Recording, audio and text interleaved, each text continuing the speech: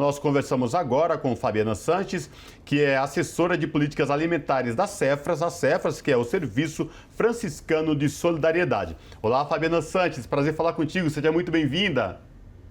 Olá, muito obrigada, pessoal. Vocês são ótimos, adoramos estar presentes na Rede TVT. Maravilha, prazer é nosso. Fabiana, fala pra gente, né, da iniciativa dessa plenária, essa plenária nacional contra a fome, o objetivo de vocês e quais entidades estão juntos nesse grande movimento. Sim, o objetivo de hoje foi um objetivo muito importante de compartilhar com um conjunto mais ampliado de parceiros e parceiras, de organizações, movimentos e coletivos que estão empenhados na questão da fome no Brasil, a possível construção dessa Frente Nacional de Combate à Fome no Brasil. Então, desde que se deflagrou a pandemia, só houve um aumento, um revelar de uma crise que já acontecia. Para muitos que estavam no território enfrentando a fome, isso já não era novidade, já era coisa do cotidiano, do dia a dia. Inclusive nas organizações franciscanas já se faz solidariedade, quem está aí na assistência social, na questão da segurança alimentar, na construção de sistemas alimentares saudáveis e sustentáveis.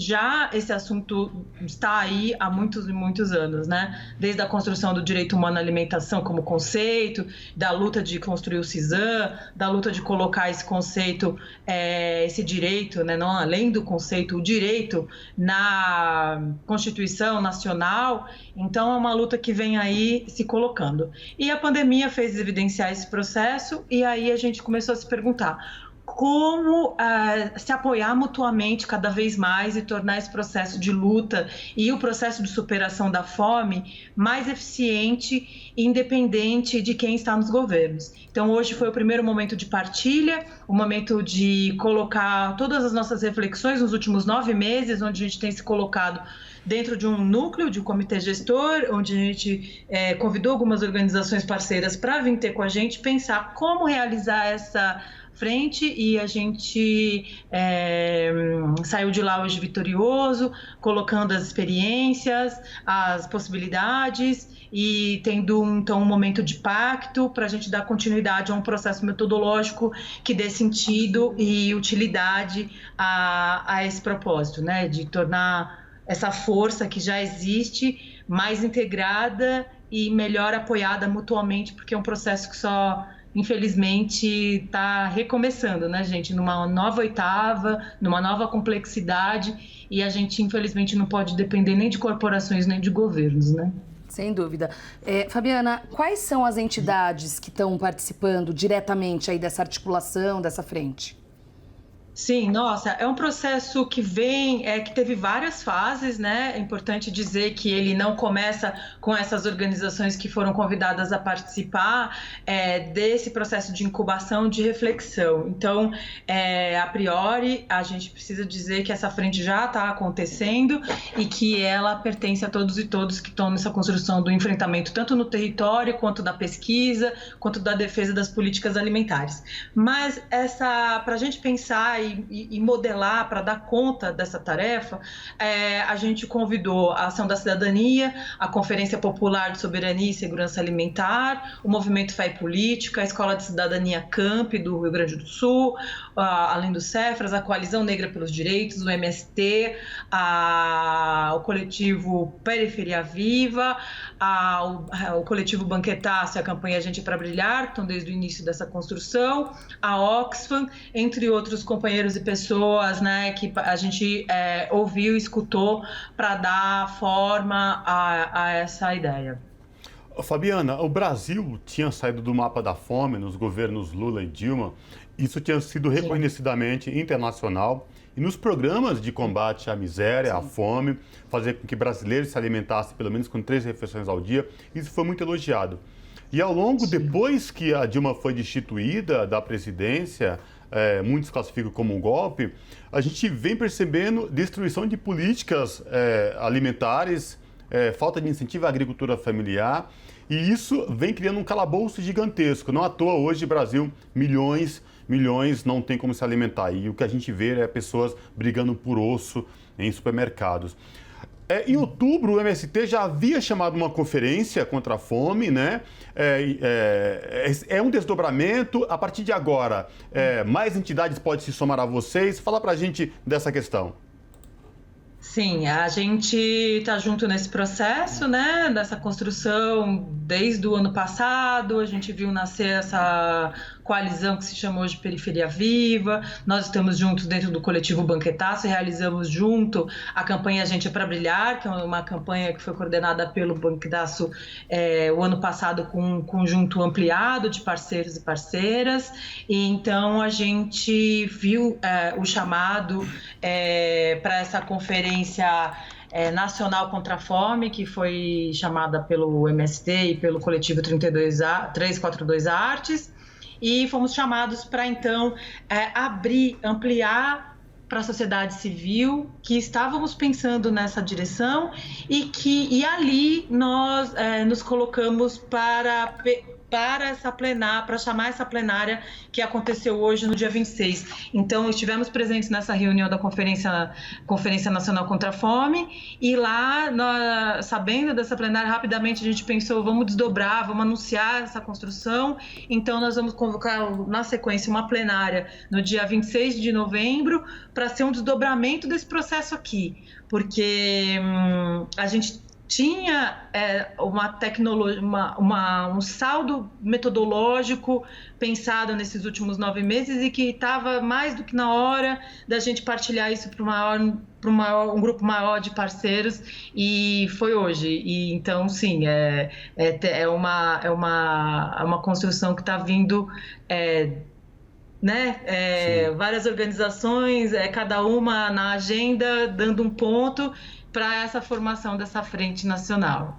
Você tinha perguntado também sobre a questão dos desdobramentos das políticas públicas, né? A discussão ela vem sendo, graças a um esforço hercúleo do conjunto de pesquisadores que pensam a fome e os sistemas alimentares no Brasil e as políticas alimentares, ficou claro, né, nas lives intermináveis, no processo incansável de lives e debates durante a pandemia, que a gente percebia que o governo da Dilma já foi difícil para a questão das políticas que foram construídas nos momentos que antecederam ela, né? Então, a gente já via que, mesmo antes do golpe, já estava sendo desconstruído esse conjunto de políticas.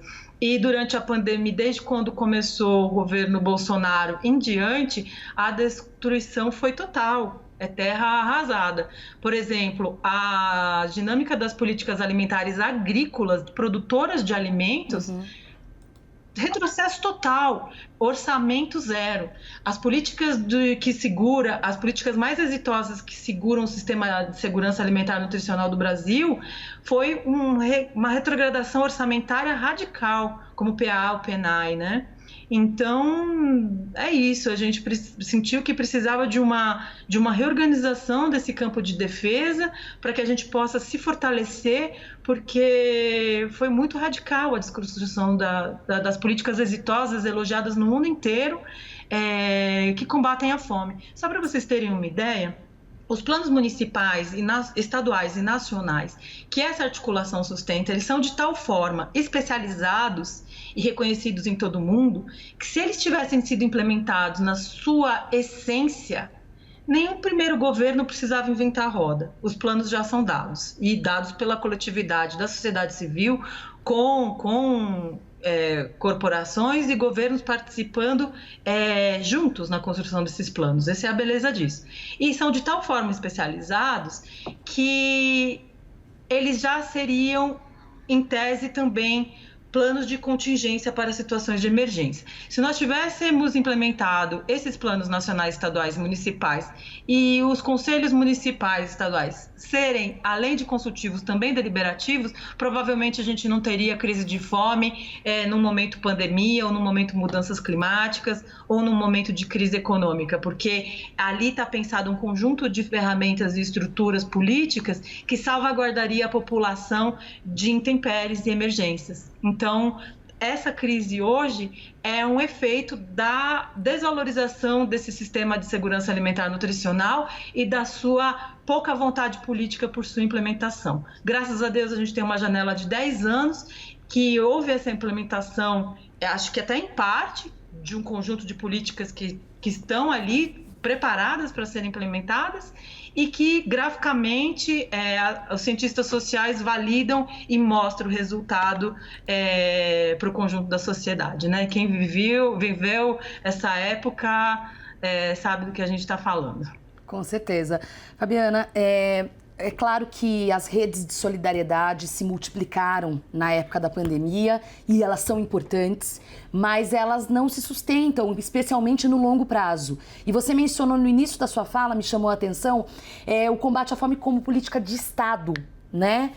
Independentemente... Exatamente. E aí o que eu queria saber é isso, o que a articulação tem vislumbrado essa frente, essa plenária, para tomar medidas urgentes como política de Estado? Quais seriam elas?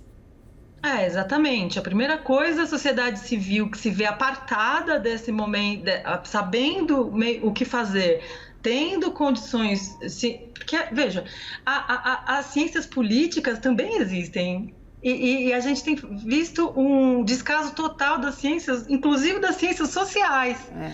Toda a ciência social, esses pesquisadores que nos colocam com muita competência, esse conjunto de políticas públicas, o conjunto do marco EAN para educação alimentar e nutricional, tudo isso é ciência, né? Então, assim, a gente agora, numa situação de crise, de ruptura, que como vem acontecendo desde 2016 para cá, a gente se coloca a questão, puxa, a gente nunca necessariamente colocou a questão alimentar nessa realização de ser uma política de Estado na sua totalidade. Ela nunca foi considerada como uma política de Estado.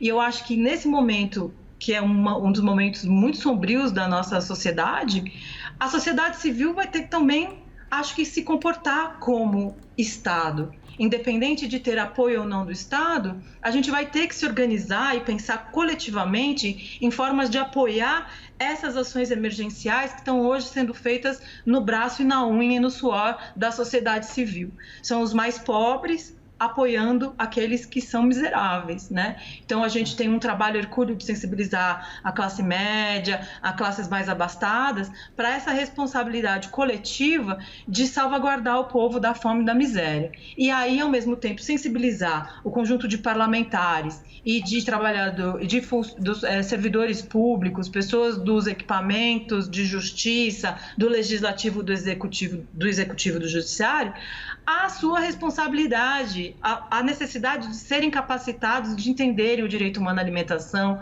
a esse conjunto de políticas e fazê-los se sensibilizar para a sua responsabilidade. Então, é um processo pedagógico político gigante e a gente sentiu que é necessário dar forma a isso que já está. A Frente Nacional de Combate à Fome, ela já existe, ela está sendo realizada pelo conjunto da sociedade. O que a gente sentia necessidade era de criar uma sala de inteligência, de pactuação, para a gente poder superar uma fragmentação e poder coletivamente entender como, então, a gente tem esse conjunto de planos que não foram muito mal implementados, foram parcialmente implementados, desconstruídos, em alguns municípios e estados muito mal implementados, e a gente coletivamente, de uma maneira metodológica, de repente melhor, conseguir assessorias, conseguir soma de investimentos para nos assessorar, dar conta dessa responsabilidade de botar as coisas no lugar e torcer para que a gente possa ter governos mais aliados dessas ideias e que vejam a questão alimentar como uma questão tão importante como o Ministério da Cultura, como o Ministério da Saúde, né? E dar a essas conjuntos de políticas uma centralidade, um respeito devido, né? Muito bom. Fabiana Sanches, assessora de políticas alimentares do Cefras, Serviço Franciscano de Solidariedade. Muito obrigada pela participação. Até uma próxima. Boa noite. Até uma próxima boa noite. E aí, agora lembrando de uma parte da pergunta, como aderir, né? A gente vai deixar, então, a gente ainda não tem um site, as redes sociais da frente, mas vamos deixar, então, alguma porta aberta no site do Cefras, no site dos parceiros que foram citados, né? Para a gente poder ter pelo menos um formulário e uma porta de entrada para as pessoas saberem mais e entrarem. Então, é isso. A gente, em breve, quando tiver isso posto, colocado, a gente pode voltar aqui e anunciar exatamente onde as pessoas podem entrar e aderir. Perfeito. Combinado, o site do Cefras, cefras.org.br. Obrigada, Fabiana. Até mais. Obrigada, até breve. Abraço. Tchau. Um abraço.